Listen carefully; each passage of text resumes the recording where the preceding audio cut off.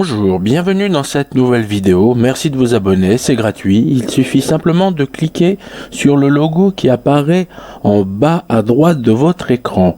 Aujourd'hui, nous allons parler des dauphins.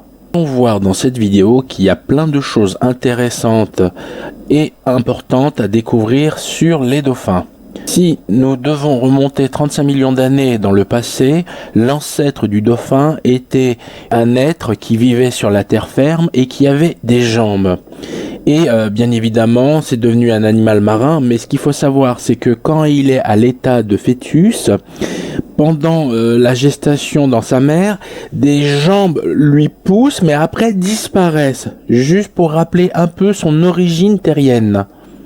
Autre caractéristique sur les dauphins, un peu comme les chauves-souris, les dauphins ont des sonars, c'est-à-dire qu'ils envoient un son et dès que le son trouve son objectif, il revient vers le dauphin. Mais au lieu d'aller vers des oreilles, la capacité auditive du dauphin se trouve à l'intérieur de son organisme.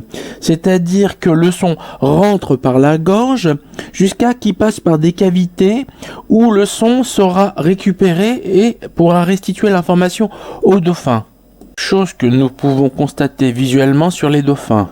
Il a des yeux qui sont placés d'un côté et de l'autre de son corps, qui lui donne un champ de vision beaucoup plus élargi.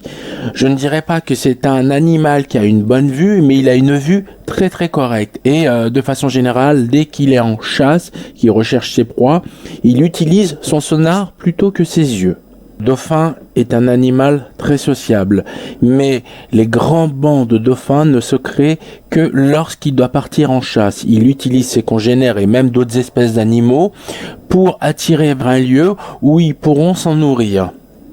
Et quelquefois, il peut faire collaboration avec des requins dans ce cadre-là. Le dauphin a une durée en général, quand il est dans la nature, qui peut aller pour les mâles de 50 à 60 années de vie et pour les femelles, ça peut aller jusqu'à 70-80 années de vie. Mais par contre, il faut savoir une chose, que le dauphin, lorsqu'il est en captivité, voit sa durée de vie réduite jusqu'à une vingtaine d'années et rarement plus. Ce qui veut dire que on aura beau dire ce qu'on veut, même s'ils ont l'air heureux de vivre dans des aquariums ou dans des endroits où on fait des spectacles avec les dauphins, cet animal n'est pas vraiment heureux à tel point qu'il dépasse rarement la vingtaine d'années en opposition avec 70-80 années où il aurait dû vivre. Toujours pour parler des humains, nous allons parler de programmes spéciaux faits par les militaires pendant de nombreuses années. C'est-à-dire que le dauphin est un animal extrêmement docile et intelligent qu'on peut apprivoiser. Et pendant de longues périodes, les militaires les ont entraînés à transporter des charges explosives pour les déposer à des endroits qui auraient été déterminés à l'avance. Et bien évidemment, des mouvements écologistes se sont battus contre ces choses-là à tel point que seulement depuis quelques années, depuis 2017, ces choses-là ont été totalement arrêtées. C'est-à-dire que l'armée, je parle bien évidemment de l'armée des États-Unis, a signé des protocoles certifiant qu'ils arrêtaient d'utiliser ces types d'animaux pour pouvoir faire ces actions-là. De tout le règne animal, le dauphin fait partie des animaux les plus intelligents qui soient, à part l'homme. Il est même supérieur en intelligence au singe, ce qui déjà est pas mal du tout. Et il est tellement intelligent qu'il développe de l'empathie qui fait que lorsque un animal de sa race est en train de souffrir, il essaiera de tout faire pour l'empêcher de souffrir. On a eu des exemples où un animal de leur race qui était blessé, les autres congénères venir le secourir et l'amener dans un endroit où, là dans ce cas de figure, c'était au-dessus de l'eau pour lui permettre de mieux respirer, où nous avions véritablement, entre guillemets, ce qu'on aurait pu appeler de l'humanité vis-à-vis de ses propres congénères. Sinon, il y a autre chose qui démontre la notion d'humanité et d'intelligence du dauphin. Il y a eu des situations où le dauphin étant tellement intelligent par rapport à sa condition qu'il était conscient de sa propre mort. Maintenant, nous allons parler de 2 points franchement moins positifs concernant les dauphins. Il faut savoir, et ça je me réfère à une chanson que j'avais entendue précédemment d'un chanteur qui affirmait que les dauphins étaient des violeurs. Donc après vérification, il a tort. Il avait affirmé cela, je peux le dire. C'est simplement parce que concernant la sexualité des dauphins, il faut savoir que la forme du corps du dauphin fait que la reproduction entre un mâle et femelle est quasiment impossible, sauf sous certaines conditions. Il faut qu'il y ait plusieurs mâles qui immobilisent la femelle, et quand la femelle est bloquée, immobilisée, à ce moment-là, le mâle dauphin peut faire sa petite affaire avec madame.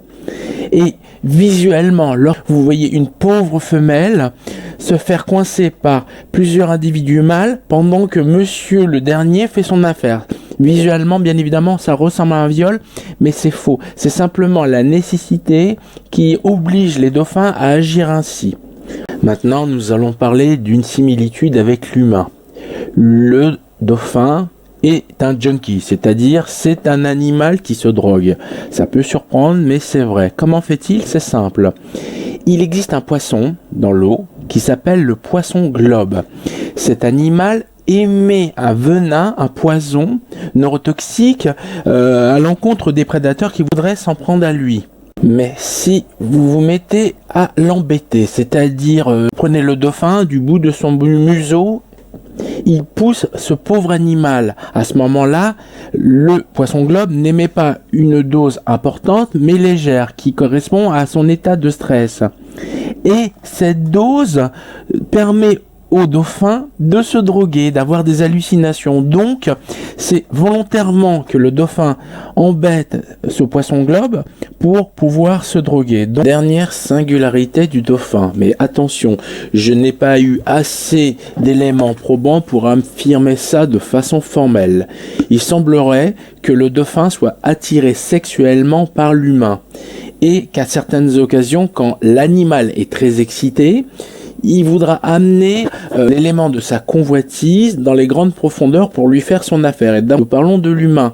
Et peut être dangereux parce que l'humain n'est pas fait pour vivre ou respirer dans les grandes profondeurs. Donc, bien évidemment, si cela est vrai, ça veut dire que le dauphin n'est pas dangereux pour l'humain, mais à certaines conjonctions ou à certains moments de l'année, au moment de la reproduction, il est peut-être préférable d'éviter de trop approcher un mâle dauphin. Voilà, merci. Bientôt de nouvelles vidéos. Merci de vous abonner. À bientôt.